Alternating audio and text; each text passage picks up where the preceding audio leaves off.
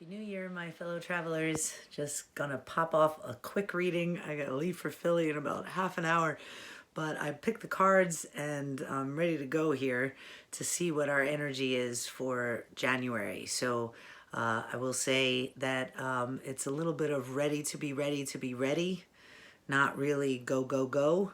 But new self is here. How does that feel? Probably like, who knows? And I think that's exactly how new self feels is okay. So there's a little bit of that energy, or a lot of it, for this beginning of the month. Towards the end of the month, we'll have a little bit more feeling of going somewhere, and apparently we're going to get kind of shot out into doing a lot of things in February. But this is, we have two retrogrades. Venus in retrograde still until the 29th, and Mercury goes retrograde on the 14th. So definitely review time, definitely reevaluate whatever you're doing, or solidify whatever you're doing, purging whatever needs to go, and maybe just incorporating a new mindset into how do you want to be, like, because new self really is here. So where can we find magic, like on a daily basis, with anything that's around us that's normally seen as mundane, and get some spirit, gut feeling, instinct brewing so that we can find more magic in every moment. So I'm using the wisdom of Avalon on this shaky thing. And so this is the energy for January. The bee, luck, industriousness, and sweet victory. So this is just working it, getting the pollen from the flowers and going back to the hive and being a worker bee, really working on whatever is in front of you at this moment, whatever is coming up for you, whether it's self-healing, whether it's whatever, internal or external activity, just doing what you need to do, really, and not getting too turned around in like outcomes or knowing where you're going. Just walk it day after day. And then something to look out for with the energy is fear. So obviously there's a lot of fear in the world. Obviously we have our own fears that can come up no matter what the world is telling us.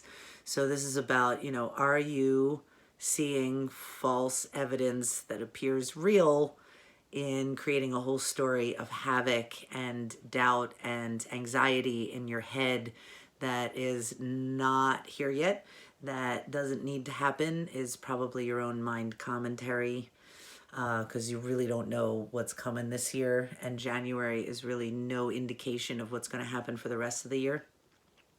So work out some of those fears. Without more time, I'm going to leave that at that. And then lastly, what is to come like towards the end of January, and what will kind of help us through this to, like, traverse the whole thing. And it's the Earth Fairy, which is about physical health, grounding, and foundations. So is it real? What am I working with? Working on my body, my own self health and care, listening to more spirit messages and vibes, and allowing the earth to give back to you. Not really pursuing too much, but allowing the receiving to come to you. And in that, it's like energy. You're like, it's cold here, so we're not really going and walking in the grass.